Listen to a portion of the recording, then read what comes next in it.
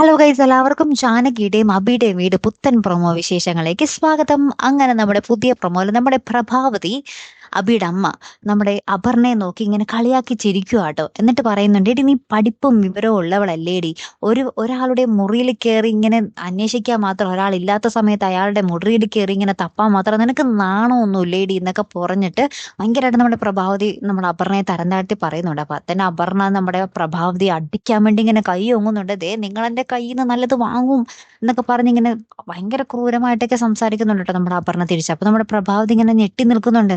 എടി നീ എന്റെ നേർക്ക് കൈ ഓങ്ങിയിരിക്കുന്നു എന്ന് ചോദിക്കുന്നൊക്കെ ഉണ്ട്. അപ്പൊ നമ്മുടെ അപർണ പറയുന്നുണ്ട്, ആ മര്യാദയ്ക്ക് സംസാരിച്ചിട്ടുണ്ടെങ്കിൽ നിങ്ങളെ ഞാൻ അടിക്കും എന്നൊക്കെ പറയുന്നൊക്കെ ഉണ്ട് കേട്ടോ.